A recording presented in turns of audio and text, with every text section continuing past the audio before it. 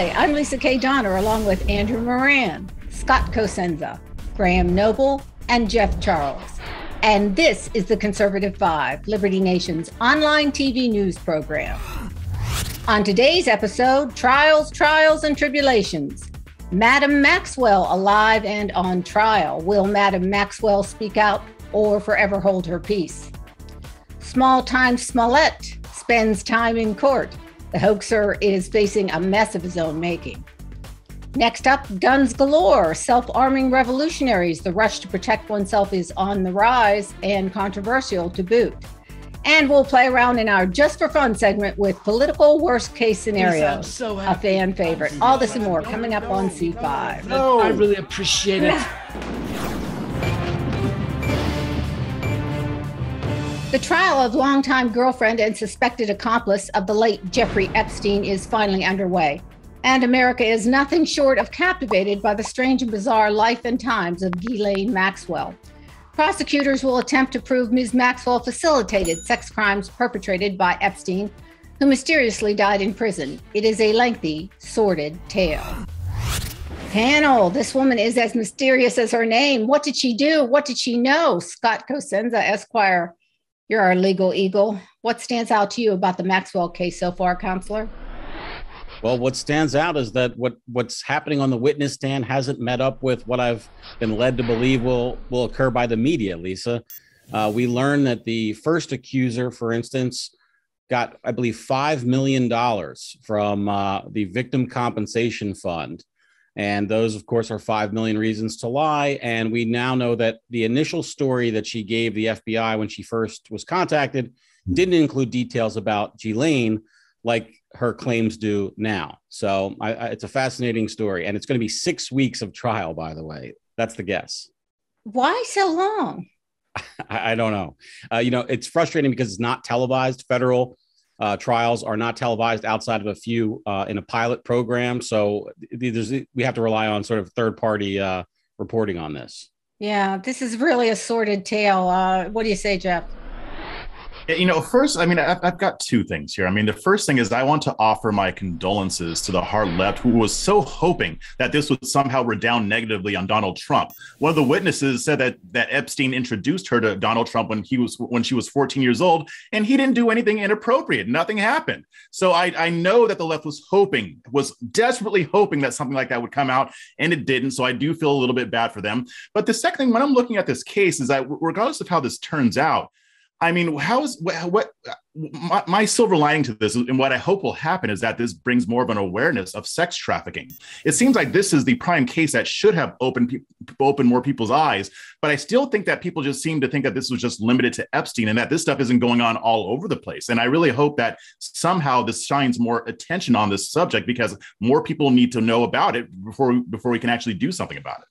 Yeah, Graham, what these people are saying, these young girls who are sort of nameless or they've been given the pseudonym, is that this woman was kind of enabler in chief. I'm obviously not the legal expert on this case. What I've been following about it, and it is interesting, as Scott pointed out, that the first witness on the stand began to magically remember all kinds of details that she didn't recall when she was being interviewed by federal investigators.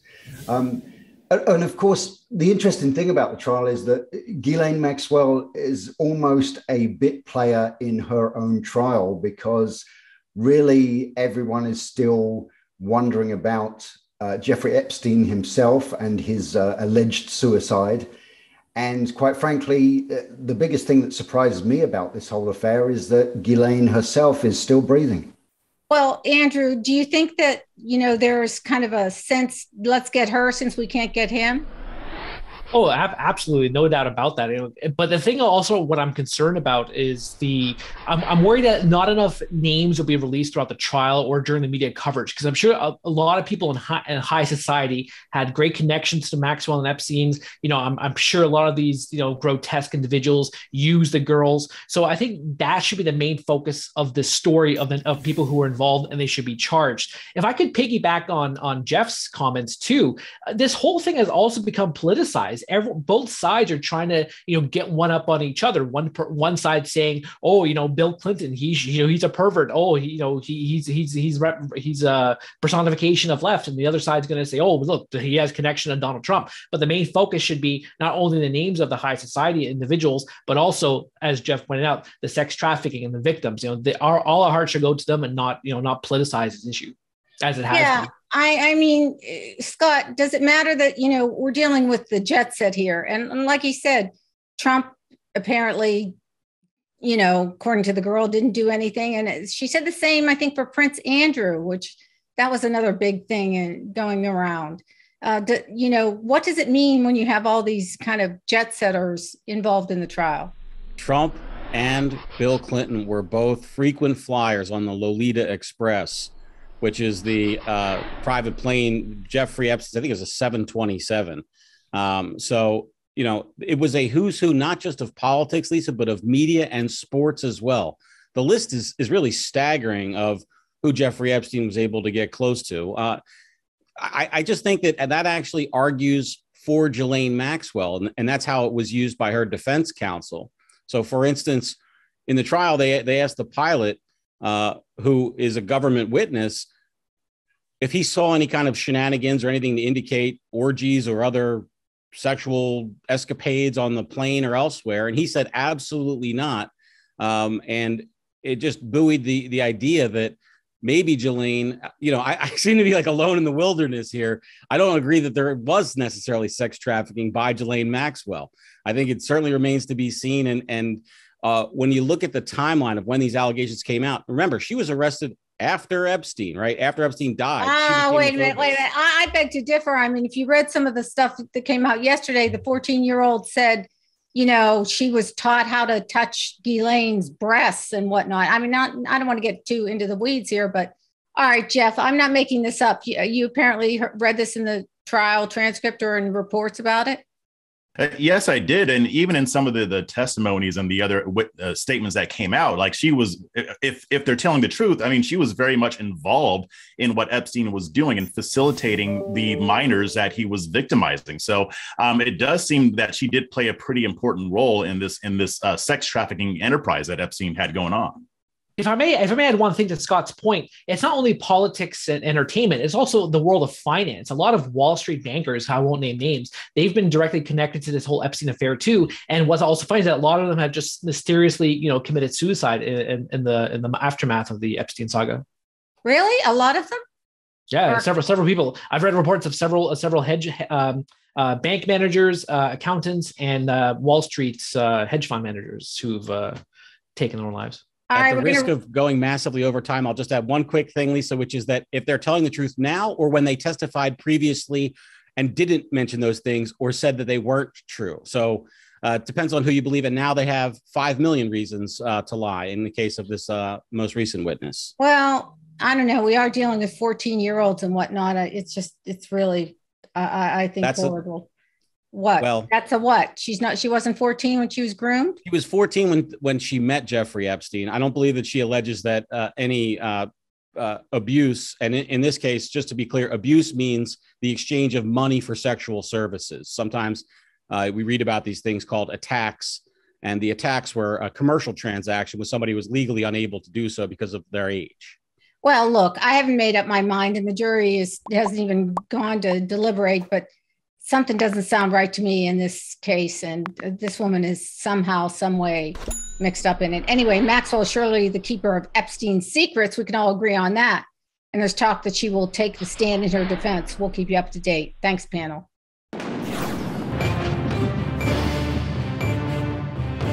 Jussie Smollett, the former up-and-coming actor, is planted in a courtroom in Chicago accused of manufacturing a hate crime where he played the starring role of victim.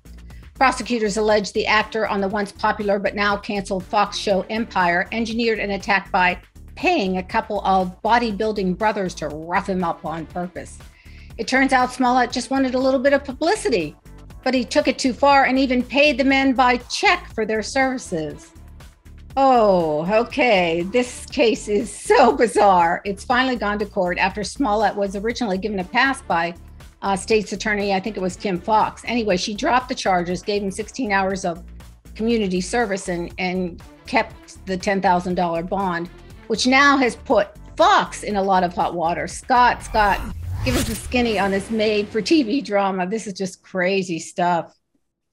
The important name, Lisa, I think to remember in this case is Nenye Uche. That is the name of Mr. Smollett's lawyer. And if he manages to get a acquittal on this case, the mountain of evidence, including the day before when they did a walk through or drive through pre-assault, combined with the text messages, the canceled check, as you mentioned, then he will go down in history as one of the best lawyers ever to live. It's a slam dunk of a case if there ever was one. Mr. Smolett is clearly just to his dying breath, I guess, going to deny that he did this race hate hoax, and that's where things stand. Jeff, you got a posse of friends in the conservative circles. What's the drumbeat on the Jussie trial? Yeah, I mean, I agree with Scott. I mean, if this defense attorney gets Jussie off, this would be an accomplishment of Johnny Cochran-like proportions. But I would say that the most important name right now is Osendero, because this was one of the brothers that participated in the plot, and he took the stand yesterday and he laid the whole thing out from start to finish about how Jussie helped them pay for the equipment that they were going to use to stage this attack. He talked about how they basically participated because he thought it was going to help him with his acting career. And they did, like Scott said, they went through the dry run, all that. This was planned out to the T, and this guy laid the whole thing out. And the defense is essentially arguing that these two brothers beat up Jussie because they didn't like him or because they were homophobic, and they disguise themselves as MAGA people to make sure that they weren't identified. I don't think that's going to work. I mean, this is not stacked in Jussie's favor by any stretch of the imagination. However, I think if he is convicted, he's probably not going to serve much time. I mean, the maximum is 3 years, but he doesn't have a criminal record. He's got a lot of money. I'm sure he'll get a slap on the wrist for this, but his reputation is irreparably damaged at this point. Yeah, isn't the actual charge, Scott, it's an odd, like disturbing the peace or something? Yes, that's how Illinois has fashioned their basically false reporting statute under the disturbing the peace statutes. All right, Andrew, he did a dry run. You got to help us out here. He did a dry run. That's just crackers. I have to ask this question. Jeff says that Jussie Smollett, as Dave Chappelle would say, did this for his acting career. But he was in the Mighty Ducks movie when he was 8 years old. Should not cement him to legendary status already? Why would he need to do that? Canada, Andrew, perhaps. In the United States of America, no, we have not elevated that picture to iconic status, at least not yet. What's sad is that he was one of the more popular characters on that show. When I watched it, I actually liked his character. He was one of my favorites. It boggles my mind that he even did this in the first place. He wanted his contract was up for renewal. A letter arrived previous to this incident. Now, many people like myself believe he sent the letter or had somebody else send it to sort of face a fake race hoax threat by letter to kind of drum up a publicity around him. Well, wait, isn't that if you send himself in the mail, isn't that like an FBI kind of crime? It is a federal crime, Lisa, and the feds investigated it and decided not to pursue it. So, okay. The FBI was too busy hunting down Donald Trump's Russia connection, and perhaps to address that. Andrew, you're chomping at the bit. Yeah. Because I'm going to provide my expertise. I know Scott's the expert in legality, so I'm going to go for my expertise, and I'm going to say that this is stories about economics, not just law, not just legal, because this is a perfect example of a huge demand of race-related hoax crimes. Like the Federal Reserve, these people are creating this artificial supply to meet this, to meet this massive demand for racism, because the racism, it's there, but it's not as immense as the media want it to be. So these people are just providing all this fake supply, like the money, like the money supply at the Eccles building. I remember a few years ago before COVID, there was this Muslim girl in Toronto, and she said that somebody cut her hijab, and everyone was outraged. And Prime Minister Justin Trudeau, he was crying on camera saying, "Oh, how could you do this?" Turned out to be a hoax. New York City a couple years ago, same thing. The girl said, "Oh, someone assaulted me. Someone had cut my hijab. It was this Trump supporter." Once again, it turned out to be hoax. I think the best way now to judge if something's a hoax is if the accused perpetrator is wearing a MAGA hat, it's a fake hate crime. Graham, is it fair enough to say we can go all the way back to Tawana Brawley, or Am I? That name did come to mind when we were talking about the hate crime hoaxes, of course, and that's the most infamous one for which the Reverend Al Sharpton has never been held accountable for his part in that. But this whole thing with Jussie Smollett, as the kids like to say these days, I can't even. I mean, it's just ridiculous. It's much funnier than the NASCAR garage pull down thing. Oh yeah, because at least one could think, well, okay, maybe that was a genuine mistake. Maybe the guy really did believe someone had put a noose up in his NASCAR garage, But this one was, just engineered from the very beginning to be ridiculous. Like the first time I ever heard of this attack, that somehow in Chicago, of all places, at 2 a.m. during the winter, there are Trump supporters wearing MAGA hats, prowling the streets, looking for it never passed the smell test gay from the blacks first, to from the attack. first go around. I mean, and they watch Empire. The way Trump's one of wears watches Empire. No, but that's the thing. That's what tipped me off. Actually, the fact that they supposedly said this is MAGA country, and the fact that Jussie Smollett said that these people recognize him. Say, aren't you on that Empire show? I'm sorry, it's me and maybe 5 other people in the conservative movement who actually watched Empire. So that right there, once he said that, I'm like, nope, this is fake. There's absolutely no way that any MAGA person is going to know that he was on that show because people on the right don't watch that show. I mean, it's just for the record on the Bubba Wallace thing, by the way, it wasn't a noose. The most important function of a noose is the slip knot part that allows somebody to hang somebody by. It all wasn't right, a noose. All right. It was a handhold. We know. So Bubba's not a hoax. He's a moron. Is that what Scott's telling us here? Well, we'll let you know if Jussie survives the Chicago courtroom this week. Thanks for tuning in, and check out LibertyNation.com for all of Jussie Smollett's trials, and tribulations.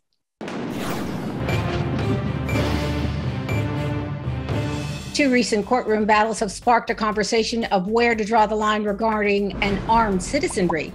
The Kyle Rittenhouse trial, where the defendant was found not guilty on all counts, was quickly followed by the multiple guilty verdicts for the 3 men accused in the murder of Ahmaud Arbery.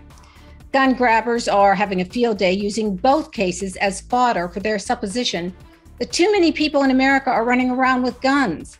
But the Defund the Police movement understandably has law-abiding folks spooked, causing gun sales to rise, mostly among first-timers. Newbie gun owner Liberty Nation's Jeff Charles has a thing or two to say about his decisions to become a legally armed citizen. Jeffrey, I'll let you go first. Yeah, I've got a lot of things to say about it, and I won't bore you with all of them. But one of the reasons why I did decide recently to become a gun owner is because of the skyrocketing crime rates, largely in part to the Defund the Police movement and the overall anti-police sentiment in general.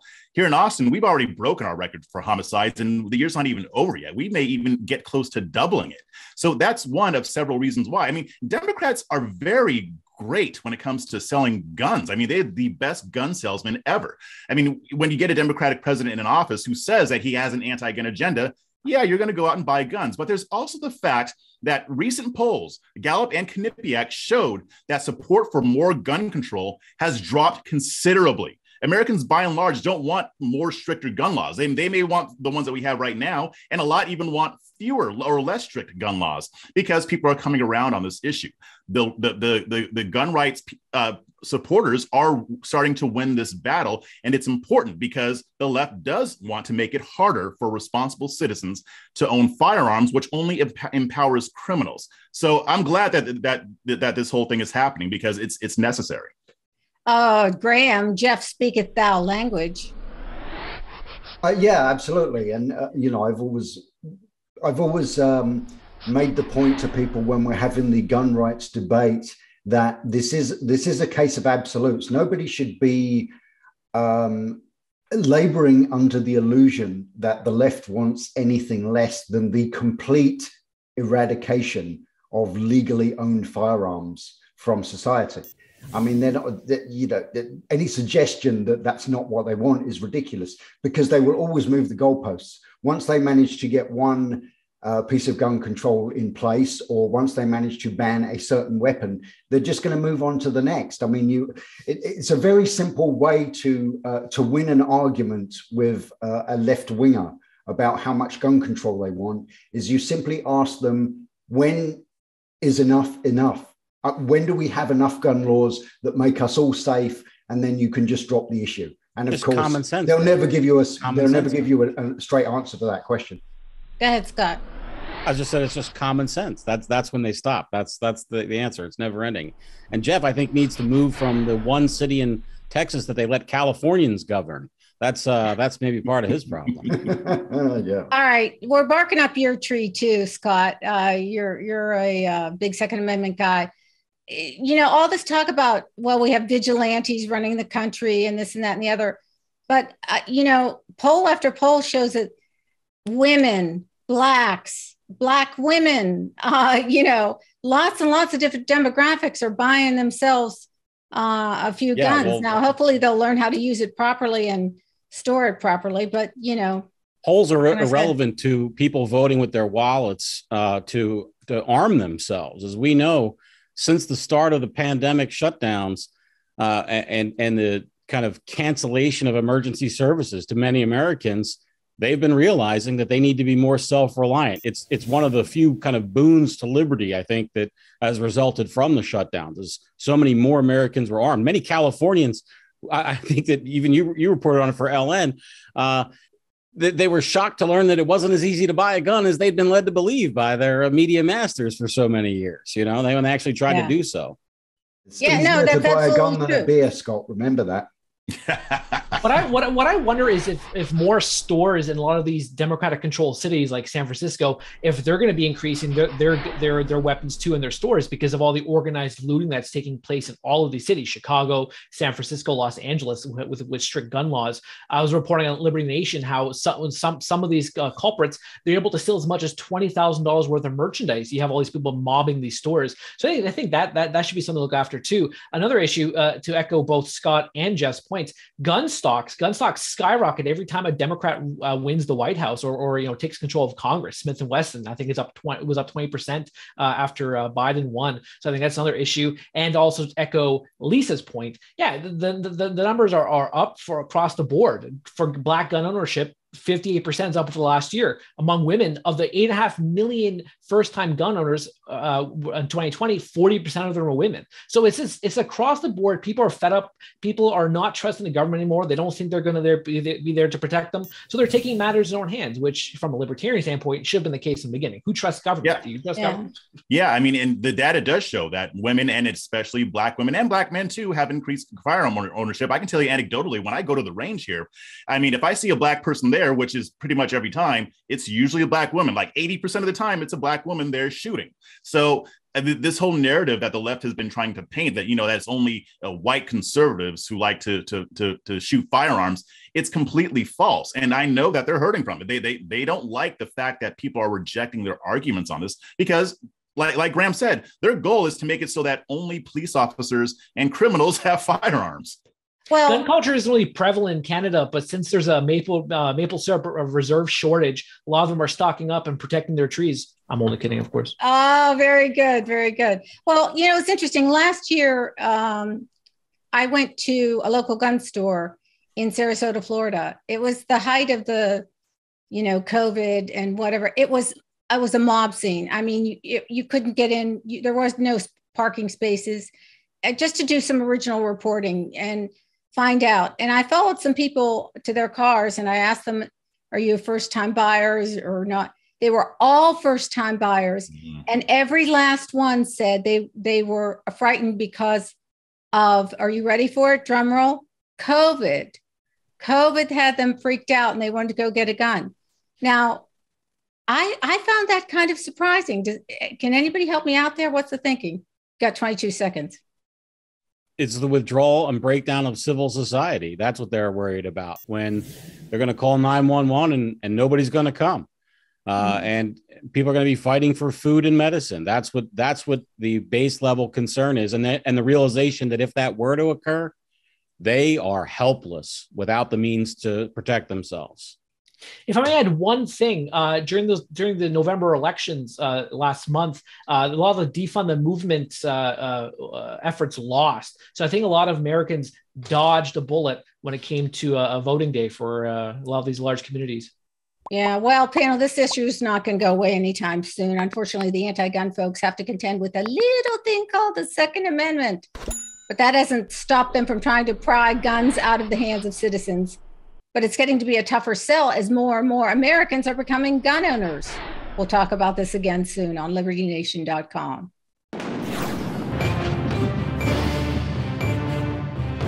Well, folks, we've had a week of political mishmash, and to let off some steam, we're going to go back to an oldie but goodie, the game of political worst-case scenarios, which we call Just for Fun.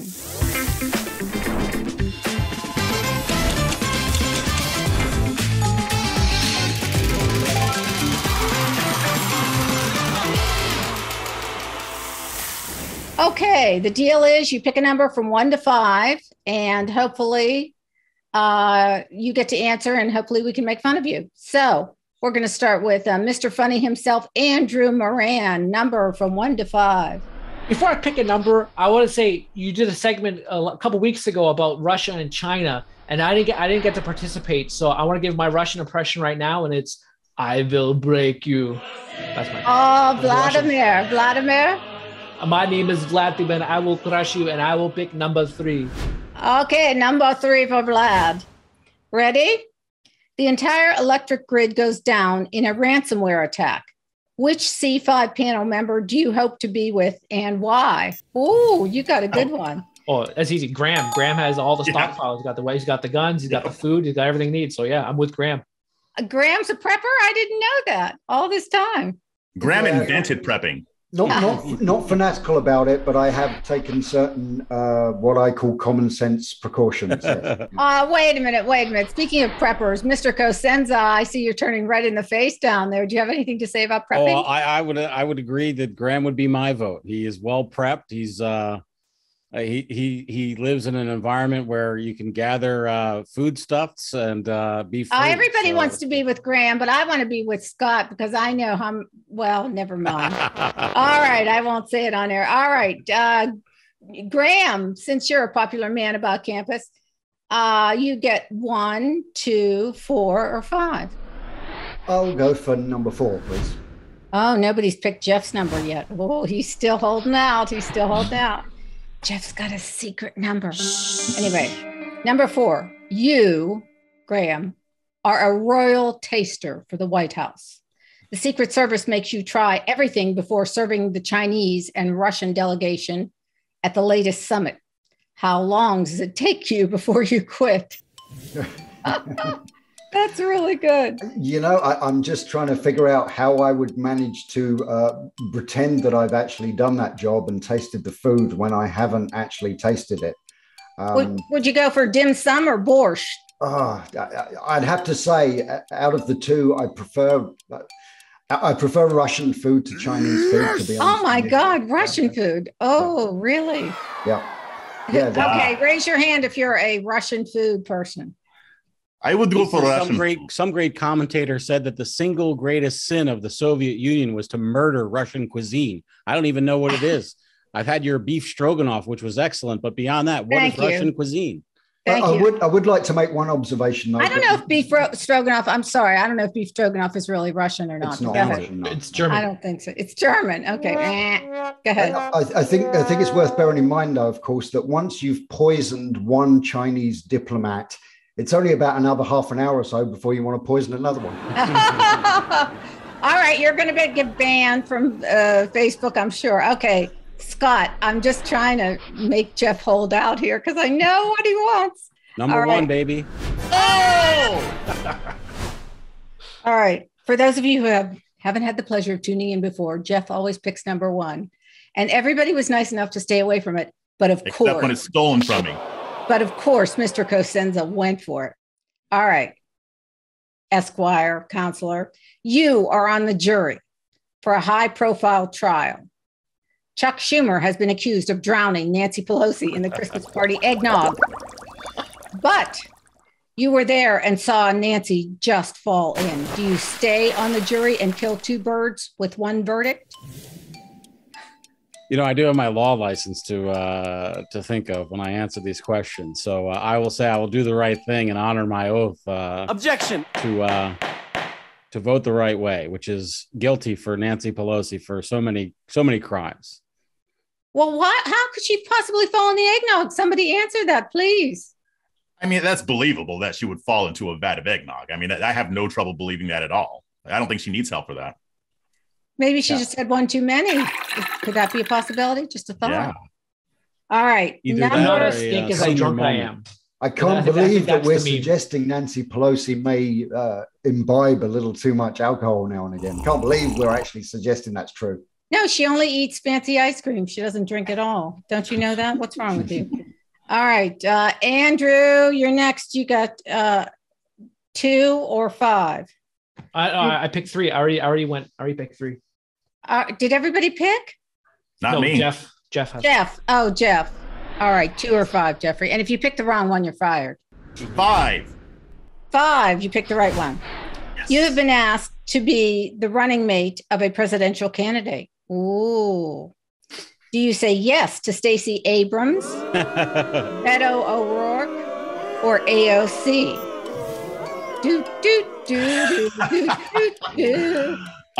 Wow. I mean, if I had to pick, I mean, oh man, that's a tough one. You know what? I'd go with Beto O'Rourke because he had absolutely no chance of winning anything. So I wouldn't feel guilty about it. Crazy. Okay, say that again. Say that again, because I think we had a little snafu on the video. I would have to go with Beto O'Rourke because my conscience would be clear because there's absolutely no way he can win anything ever. Like he could run for dog catcher and lose at this point. So I wouldn't feel responsible for helping somebody I don't like get into office. You guys, what do you think? Well, come on.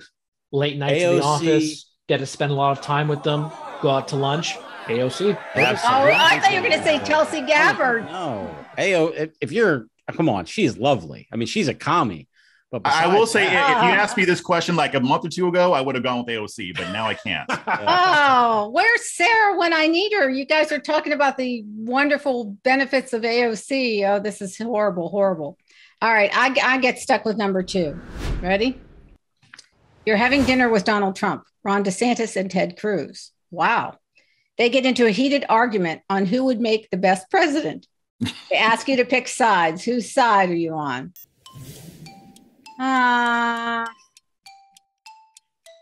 Well, not Ted Cruz. DeSantis is very impressive, but Trump, I think, has got the mojo. I'm going to have to go with the Donald. Anybody else? He's toxic. Lisa, I'm so happy. I'm so happy you're endorsing me for president. I really appreciate it. I thought you were going to stop at Vladimir. All right. Yeah, I think it has to be. Out of those 3, surely it has to be. I'm with you. I sort of have a love-hate relationship with Ted Cruz. And I think Ron DeSantis is I would have to say he's doing a fine job of being governor of the state of Florida. But, when it comes down to it with Donald Trump, you might absolutely detest the guy's manner and his approach, and sometimes his boisterous nature and his confrontational and all the things that you could say are his character flaws. But nevertheless, you got to look at the results. Now, everybody, I am absolutely flabbergasted that you haven't picked me, Senator Ted Cruz. Hey, you lay off of Ted Cruz. I would go for my boy Ted Cruz. I thought that was Jimmy Stewart.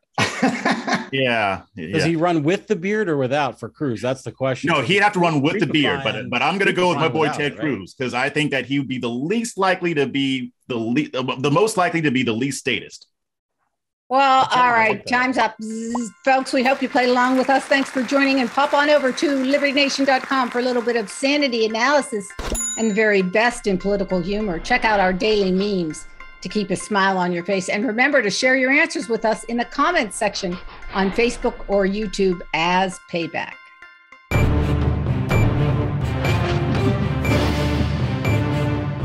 That's it for our Conservative 5 panel today. Check out our other C5 shows and segments on your favorite video platform, YouTube, Vimeo, Rumble. We're on the ball. As well, Liberty Nation has its own Roku channel where you can see all of our TV productions. Thanks so much for tuning in. And remember, surf on over to libertynation.com. Sign up to our new member zone. We have a Christmas special running. Special thanks to our fantastic editor and post coordinator, Frank Diorio, and our executive producer, Sarah Cowgill. I'm Lisa K. Donner, editor-in-chief. Thanks for joining us today. This has been a production of LibertyNation.com, where truth is making a comeback.